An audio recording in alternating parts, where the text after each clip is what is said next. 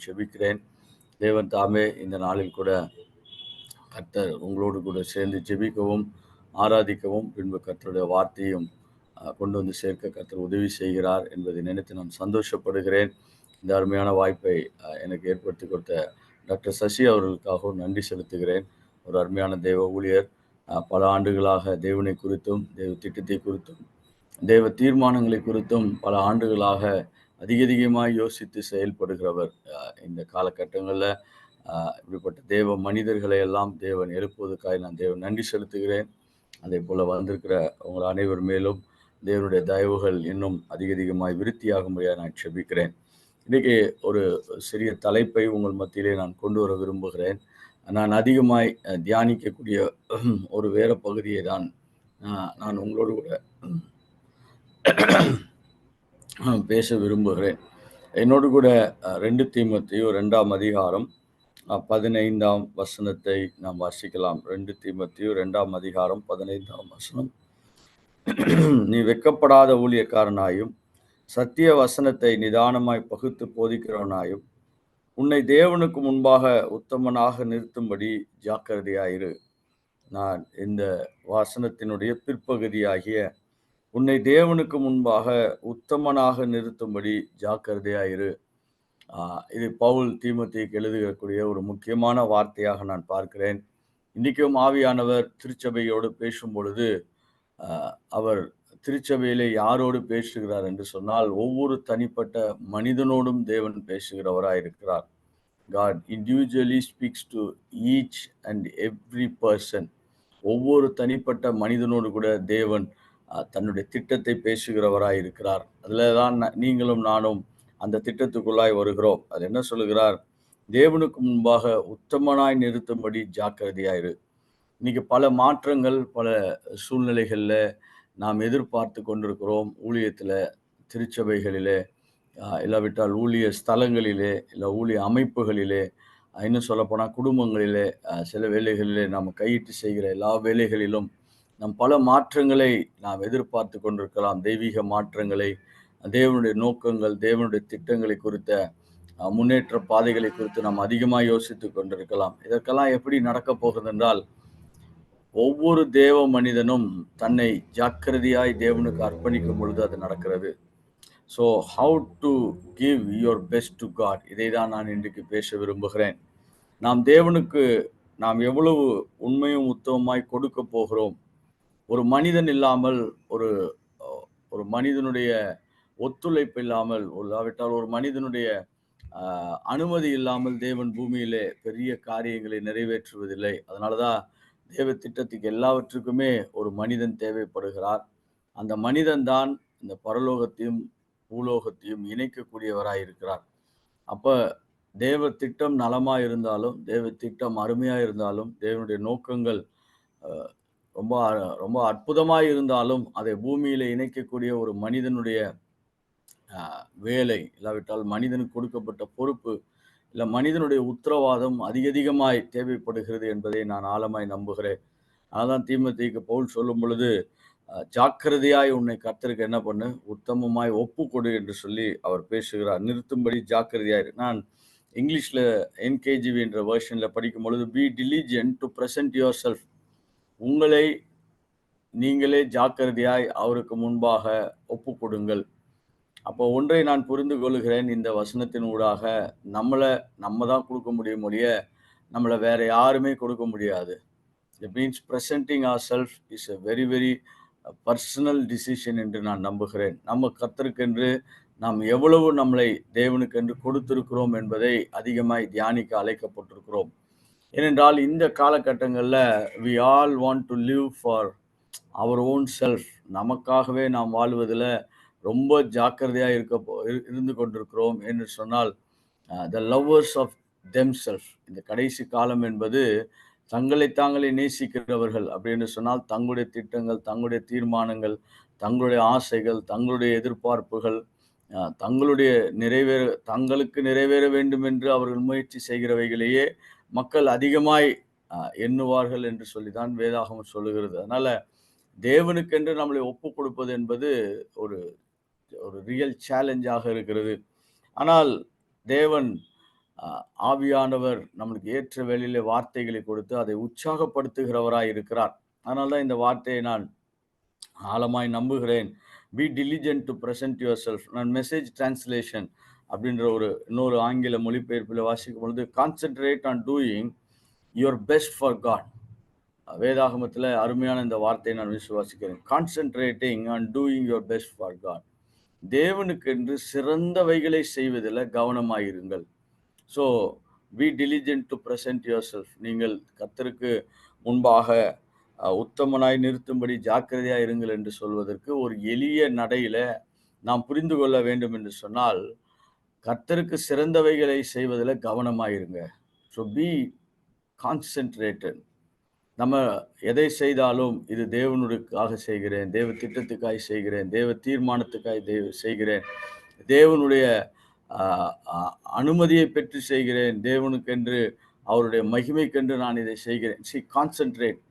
So கர்த்தருக்கு முதலாவது நம்ம கொடுக்க போகிறது அப்படின்ற பகுதி பார்த்தீங்கன்னா, தொடர்ந்து நாம் அவரையும் அவருடைய திட்டத்தையும் தீர்மானத்தையுமே சிந்தித்து கொண்டிருப்பது என்று நம்புகிறேன்.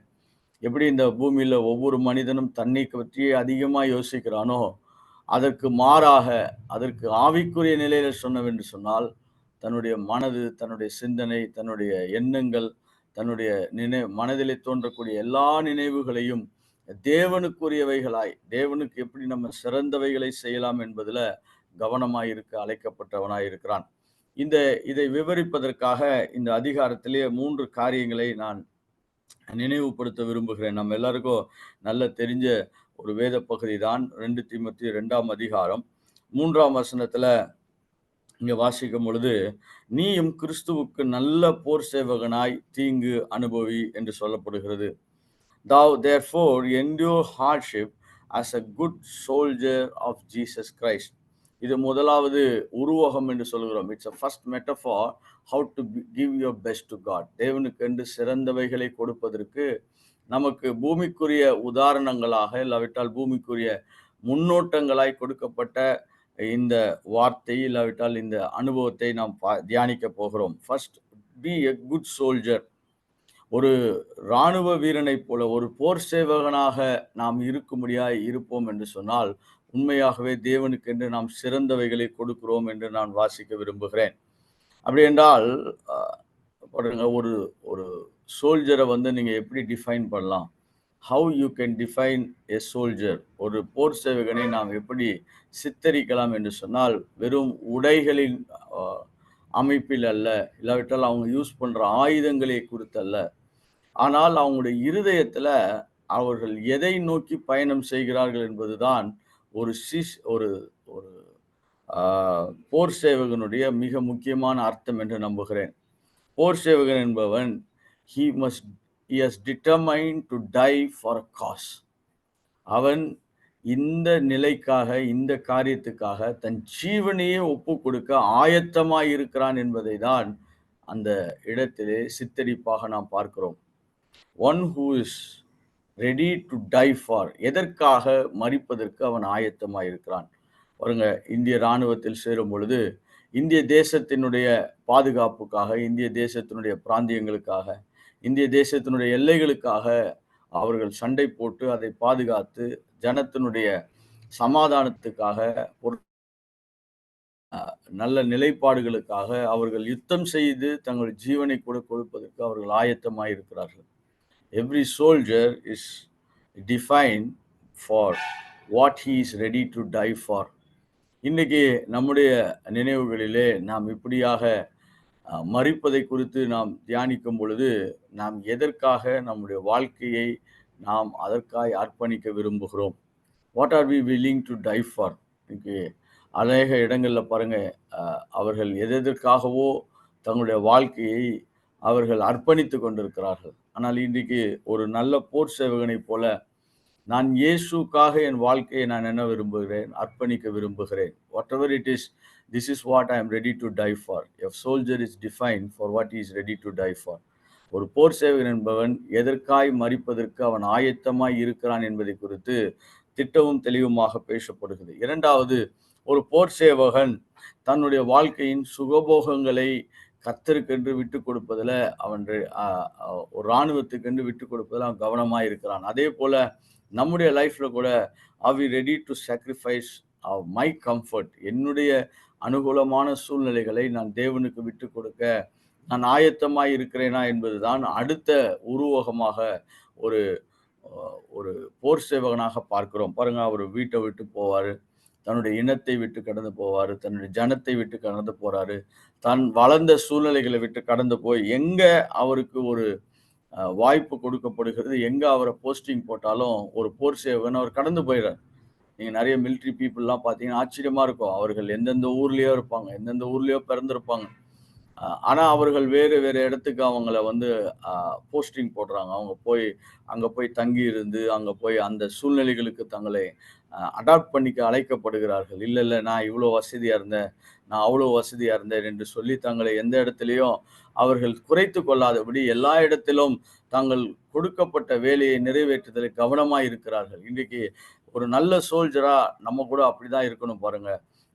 அநேக நேரங்களில் ஊழியங்கள், ஊழிய காரியங்கள், ஊழிய ஸ்தலங்கள், ஊழிய அமைப்புகள், ஊழிய சூழ்நிலைகள் மத்தியில is that we are trying to seek our comfort, are we trying to live for Jesus Christ?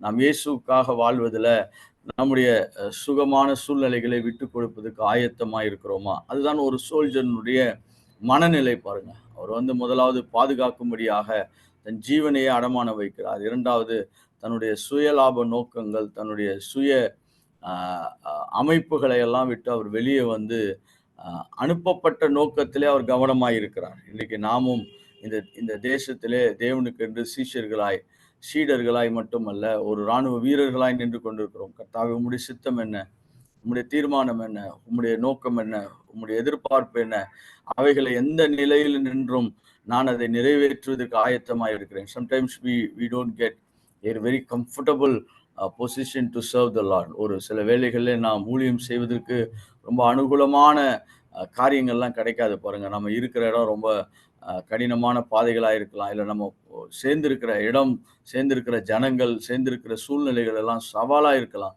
ஆனால் அந்த இடத்துல கூட கர்த்தாவே, நான் உமக்காக சிறந்தவைகளை கொடுப்பதற்கு நான் கவனமாக இருக்க போகிறேன் என்று சொல்லி அவன் தன்னைத்தானே விட்டு கொடுக்கிறவன் ஒரு நல்ல போர் சேவகனாக கர்த்தருக்கென்று ஒப்பு கொடுக்கப்பட்டவனாக இருக்கிறான். 4ஆம் வசனத்தை வாசிக்கும் பொழுது 2 தீமோத்தேயு 2:4 அங்கே இந்த போர் சேவகனை குறித்து ஒரு முக்கியமான படத்தை காண்பிக்கப்படுகிறது. தண்டில் சேவகம் பண்ணுகிற எவனும் தன்னை சேவகத்துக்கு எழுதி கொண்டவனுக்கு ஏற்றவனாய் இருக்கும்படி பிழைப்புக்கு அடுத்த அலுவல்களில் சிக்கிக் கொள்ள மாட்டான். That means he will eliminate distraction. இங்கிலீஷ்ல சொல்ல போனா அப்படி சொல்றோம் பாருங்க, he does not entangle himself with the affairs of his life. அப்படி என்றால் இன்னைக்கு உலகம் வந்து பாருங்க, நிறைய வேலைகளை நமக்கு கையில கொடுக்கும், நிறைய எதிர்பார்ப்புகளை கையில கொடுக்கும். the world is moving forward in some direction. ஆனால் தேவனும் நம்மளை ஒரு திட்டத்துக்கென்று நம்மளை வடிவமைத்து கொண்டு போய் கொண்டிருக்கலாம். So the tough battle is distractions. நம்மளை அநேக இடத்துல நம்முடைய ஓட்டத்தை நிலை குலைய வைத்து, நம்மளுடைய பார்வைகளை நிலை குலைய வைத்து, நம்மளுடைய பரிமாணமான திட்டங்களை, த டைமென்ஷனல் ஸ்ட்ராட்டஜிஸ் எல்லாம் டிஸ்ட்ராக்ட் பண்ணுறதுக்கு பிசாசு ரொம்ப ட்ரை பண்ணுவோம். அதனால்தான் இங்கே சொல்லுகிறார் பாருங்க, ஒரு சோல்ஜர் என்பவன், ஒரு போர் சேவகன் என்பவன் தண்டில் சேவகம் பண்ணுவதற்கு எழுதி கொண்ட பிறகு தன்னை எந்த அலுவல்களினாலும் அப்படி என்று சொன்னால் he is sure to eliminate distractions. அவன் தன் வாழ்க்கையில வரக்கூடிய தன்னுடைய ஓட்டத்தை, தன்னுடைய தீர்மானத்தை சிதற வைக்கக்கூடிய எல்லா இடங்களிலிருந்தும் அவன் தன்னை பாதுகாக்கிறவனாய் மாறுகிறான். இன்றைக்கு நம்மளை கூட கர்த்தர் அப்படிதான் கவனமாய் இருக்க, ஒரு நல்ல சீஷனாக, ஒரு நல்ல சிப்பாயாக, ஒரு நல்ல போர் சேவகனாக நம்மளை மாற்ற தேவன் விரும்புகிறார். Are we ready to eliminate distractions in life? நம்முடைய வாழ்க்கையில நமக்கு வரக்கூடிய இந்த டிஸ்ட்ராக்ஷன்ஸை நம்ம எவ்வளோக்கு எவ்வளோ கையாள விரும்புகிறோம். சில வேளை நம்ம எண்ணங்களில் வரலாம், சில வேளை நம்முடைய உணர்வுகளில் வரலாம், சில வேளை நம்முடைய எதிர்பார்த்து நாம் சோர்ந்து போன சூழ்நிலைகள் வரலாம். ஆனால் எல்லாவற்றிலும் கர்த்தாவே, நான் இதற்காக பிடிக்கப்பட்டேன், இதற்காக அழைக்கப்பட்டேன், என்னுடைய வாழ்க்கையில இதை தான் நிறைவேற்றுவதற்கு கர்த்தர் என்னை பிரித்தெடுத்திருக்கிறார் என்ற மாபெரும் உணர்வுக்குள்ளாய் நாம் வர அழைக்கப்பட்டிருக்கிறோம். தேவனுக்கென்று சிறந்தவைகளை செய்வது என்ன அப்படின்னு சொன்னா, என்னுடைய பார்வையில அவாய்டிங் டிஸ்ட்ராக்ஷன்ஸ். எதெல்லாம் நம்மளை தேவ திட்டத்திலிருந்து வழிவிலக செய்கிறதோ அவைகளை கண்டுபிடித்து அவைகளை விட்டு நாம் அவைகளை விட்டு நாம் வெளியே வருவதற்கு ரொம்ப ஜாக்கிரதையாக இருக்க அழைக்கப்பட்டிருக்கிறோம். இரண்டாவது, இஸ் கிவிங் மெட்டஃபார். எதை குறித்து பேசுகிறார் என்று சொன்னால், பின்பு ஒரு சொல்ல பாருங்க, 5ஆம் வசனம், மேலும் ஒருவன் மல்யுத்தம் பண்ணினாலும் சட்டத்தின்படி பண்ணாவிட்டால் முடிசூழப்படான். அப்படி என்றால் is talking about an athlete. ஒரு ஒரு நல்ல ஒரு ஸ்போர்ட்ஸ்மேனை குறித்து பேசுகிறது, ஒரு மல்யுத்த வீரனை குறித்து பேசுகிறது. இங்க பார்க்கும் பொழுது பாருங்க, sportsmen are the people who are highly disciplined in their life. ஒவ்வொரு வாழ்க்கையிலும் ஒவ்வொரு நிலைகளிலும் ஒரு அத்லீட் இல்லாவிட்டால் ஒரு நல்ல sportsman, he has disciplined his own life. நாம் கர்த்தருக்கென்று சிறந்தவைகளை செய்வதற்கு ஒரு பெரிய அடையாளம் என்னவென்று சொன்னால், நம்ம அநேக இடத்திலே நம்மளை நல்ல தேவனுக்கு பிரியமான ஒழுங்குள்ள நிலைகளுக்கு நம்மளை மாற்றிக்கொள்ள அழைக்கப்பட்டிருக்கிறோம். He disciplines himself. அவன் மற்றவங்களெல்லாம் ஒழுங்குபடுத்தல ரொம்ப கவனமா இருக்க மாட்டான். ஒரு ஸ்போர்ட்ஸ்மேன் அவன் காலையில எழுந்திரிக்கிறான், அவன் அந்த ஸ்போர்ட்ஸ்ல கவனமா இருக்கிறான். அத்லீட்டா இருந்தா காலையில எழுந்திரிச்சு அவங்களுடைய மொத்தமான அந்த பயிற்சிகள் எல்லாம் ஈடுபடுகிறார்கள். So somebody who is intended to win, ஒரு நல்ல தேவனுக்கென்று ஊழியம் செய்கிறவர்கள் எப்படி இருப்பாங்கன்னா, ஜெயிப்பதிலே கவனமாக இருப்பார்கள். ஒரு மல்யுத்த வீரக்காரன் பாருங்க, why he is practicing so much time, ஏன் அவன் தன்னுடைய வாழ்க்கையை அந்த நிலைகளுக்குள்ளாய் நடத்துகிறான் என்று சொன்னால், he is intended to win. அடுத்தது சொல்ல போனா, he is focused on his reward. இன்னைக்கு நான் தேவனுக்கென்று சிறந்தவனாய் வாழ, சிறந்தவைகளை ஒப்பு கொடுக்க விரும்புகிறேன் என்று சொன்னால், கர்த்தர் எனக்கென்று வைத்திருக்கக்கூடிய அந்த பங்குகளை நான் அனுபவிக்க ஆசைப்படுகிறேன். What is the reward that God has kept for me? I should be more careful to receive it in my life. So முதலாவது, ஒரு போர் சேவகனாக நாம் கவனமாக இருக்க அழைக்கப்பட்டிருக்கிறோம். இப்படி ஒரு போர் சேவகன் தன்னுடைய வாழ்க்கையை ஒரு இராணுவத்திற்கோ ஒரு தேசத்துக்கோ கொடுக்கறது போல கர்த்தருக்கு கொடுக்க, ஒரு அத்லீட் போல நம்ம ரொம்ப நல்லா ட்ரெயின் பண்ணி நம்ம நல்ல ஃபோக்கஸ்டாக இருந்து ஒரு டிசிப்ளின்டான ஒரு இடத்துக்குள்ளாக வந்து நம்ம ரிவார்டை கவனமாய் பார்க்க நாம் அழைக்கப்பட்டிருக்கிறோம். இந்த ஏர்த்லி ரிவார்ட்ஸ் எல்லாம் இன்னைக்கு இந்த இடத்துல அநேக அங்கீகாரங்களை படலாம். But I strongly believe the spiritual rewards are more sure, more satisfying and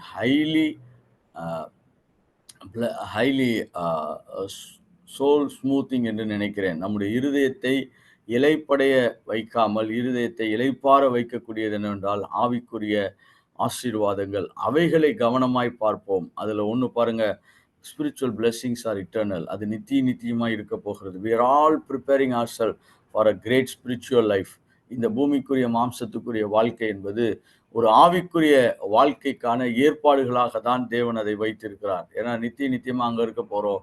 our rewards R determine. பூமியிலே ரிவார்ட்ஸ் இருக்குது, பரலோகத்திலேயே நம்மளுக்கு தேவன் என்ன பண்ணுகிறார்? ரிவார்ட்ஸை கொடுக்க விரும்புகிறார். மூன்றாவதாக, இப்படிப்பட்ட ஒரு நபரை நான் வேதத்திலிருந்து நான் வாசிக்க விரும்புகிறேன். நீங்கள் 6ஆம் வசனம் வருவீர் என்றால், பிரயாசப்பட்டு பயிரிடுகிறவன் பலனின் முந்தி பங்கடைய வேண்டும்.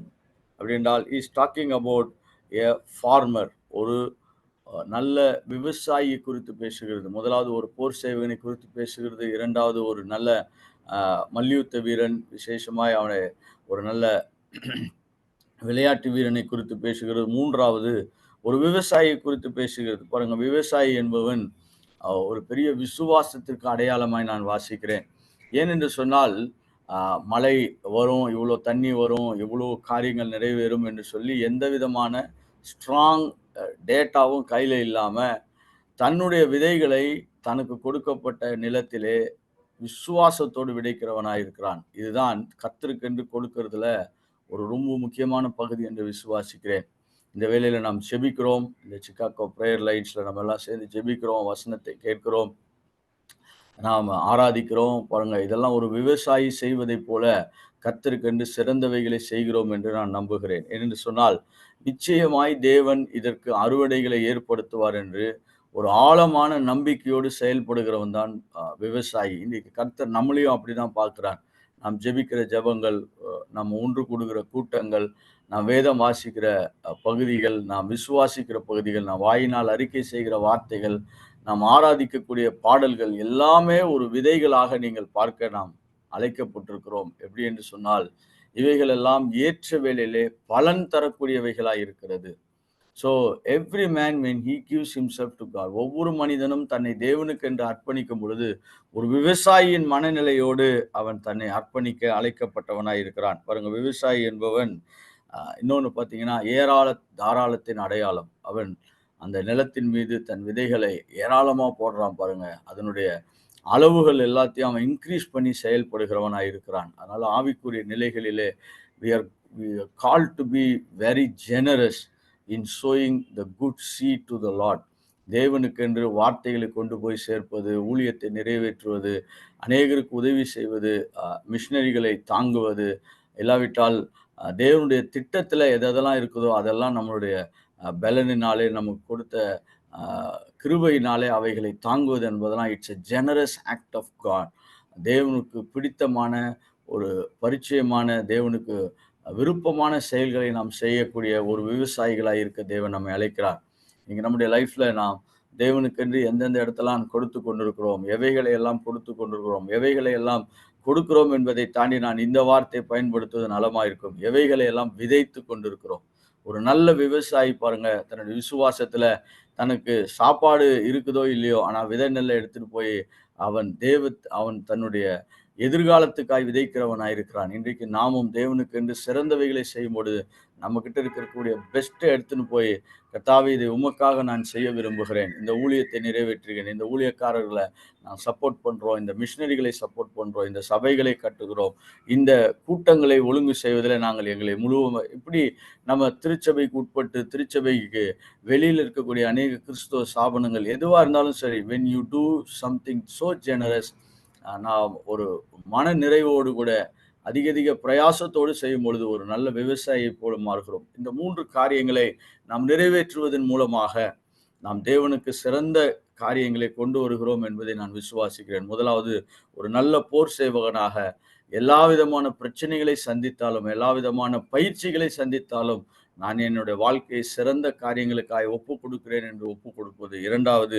ஒரு நல்ல ஒரு ஓட்டப்பந்தய வீரர் மாதிரி, ஒரு மல்யுத்தக்காரர் மாதிரி, ஒரு ஸ்போர்ட்ஸ் பர்சனாலிட்டி மாதிரி ரொம்ப டிசிப்ளின்டா ஃபோக்கஸ்டா இருக்கிறதை குறித்து பேசுகிறது. மூன்றாவது, ஒரு ஃபார்மராக விசுவாசத்தோடு எதிர்காலத்துக்காக தன் திட்டத்தையும் தன் வாழ்க்கையும் தன் தீர்மானங்களையும் ஒப்பு கொடுக்கிறவனாக, அது மட்டும் இல்லாதபடி ரொம்ப மன நிறைவோடு மன திருப்தியோடு அதிகமாய் விதைக்கிறவனாய் மாற நாம் அழைக்கப்பட்டிருக்கோம். இப்படியாக தேவனுக்கு சிறந்த காரியங்களை நாம் செய்வது தேவனுக்கு பிரியமாய் இருக்கும். இதை தான் பவுல் தீமோத்தேயுக்கு ஞாபகப்படுத்தி இருக்கிறார். இன்னைக்கு ஆவியானவர் நமக்கும் ஞாபகப்படுத்துகிறார். இன்னைக்கு கேட்கக்கூடிய இந்த நம்மளை தாட்ஸ்க்கு நான் வைக்கக்கூடிய விஷயம் என்னன்னா, are we concentrating on doing our best to God? நமக்கு இருக்கிறவைகளிலே சிறந்தவைகளை கர்த்தருக்கு கொடுப்பதில் நாம் ஜாக்கிரதை உள்ளவர்களாய் இருக்கிறோமா என்பதை நினைவிலே வைக்க நான் உங்களை அழைத்து செல்ல விரும்புகிறேன். இந்த கேள்வி உங்களுக்காக மட்டுமல்ல, எனக்காகவும் தான் இது இருக்கிறது. எப்படி சொல்லலாம்னா, நாம் இதுவரைக்கும் செய்ததை தாண்டி இன்னும் சிறந்தவைகளை இன்னும் தேவனுக்காக செய்ய நாம் எவ்வளவு தூரம் பிரயாசப்படுகிறோம், பிளான் பண்ணுறோம், எத்தனிக்கிறோம், எவ்வளோ தூரம் நம்ம இருதயத்தின் நிறைவிலே செய்வதற்கு ஆயத்தமாக இருக்கிறோம் என்ற இந்த செய்தியோடு கூட உங்களை ஆசீர்வதிக்க விரும்புகிறேன். God bless you. Thank you for this opportunity.